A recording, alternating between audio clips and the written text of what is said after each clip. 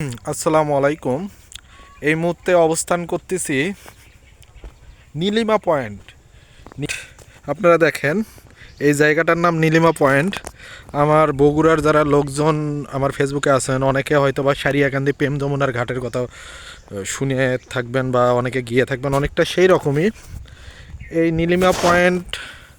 Nilima point আপনার অবস্থিত বরগুনা জেলার পাথরঘাটা উপজেলা ঠিক পাশে একটা নদী। আমি নদীটার নাম এই মুহূর্তে ভুলে গেছি, সম্ভবত নদীটার নাম বলেশ্বর হতে পারে। আমি আসলে আপনাদেরকে একটু পরে জানাচ্ছি।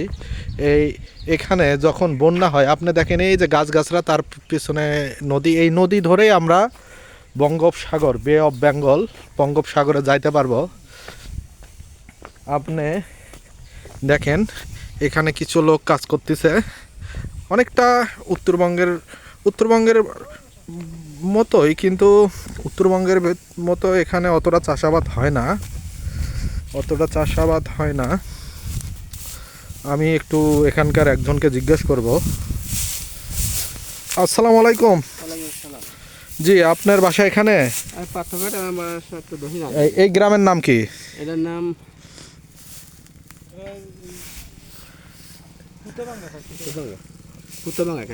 পুত্তবাঙ্গা। আর এই নদীটার নাম কি? বলেশ্বর নদী। তো ধন্যবাদ আপনাকে। বলেশ্বর নদী। আমি এখানকার একজন স্থানীয় লোকের সাথে কথা বললাম। এটা মোটামুটি একটা আপনি বুঝতে পারবেন এই জায়গাটা অনেকটা ঘোরাঘুরির জন্য খুব ভালো, বিশেষ করে সন্ধ্যার সময়। এই যে আমার দুই সঙ্গী, আপনারা একটু খেয়াল করে দেখেন, দুই সঙ্গী ওনারা আমাদের সাথেই এসেছে, ওনারাও ছবি তুলতেছে। জায়গার নাম নীলিমা পয়েন্ট। আমি একটু এখানকার একজন স্থানীয় লোকের সাথে আমি একটু কথা বলবো। আসসালামু আলাইকুম। আচ্ছা ভাই, আপনার নাম কি? এই গ্রামের নাম কি?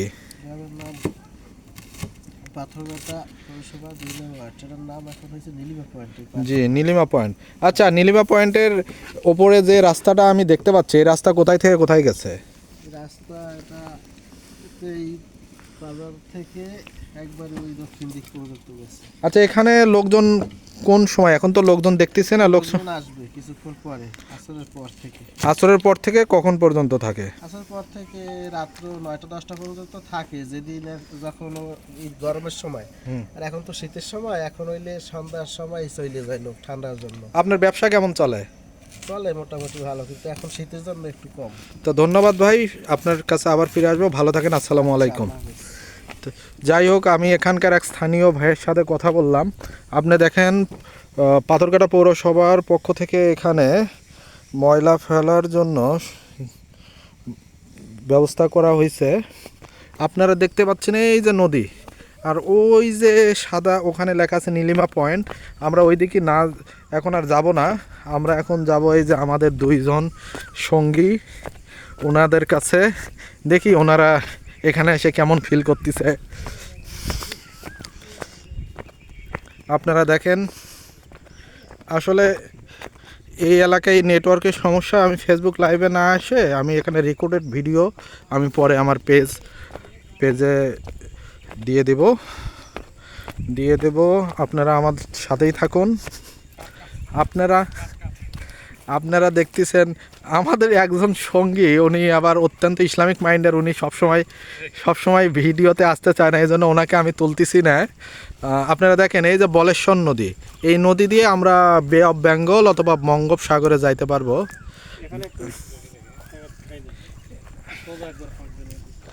এই যে আপনারা দেখেন আমাদের দুইজন যে সঙ্গী, দুইজনই ইসলামিক মাইন্ডের। তারা আসলে ক্যামেরার সামনে আসতে চাচ্ছে না, এই জন্য আমিও বিরক্ত না করি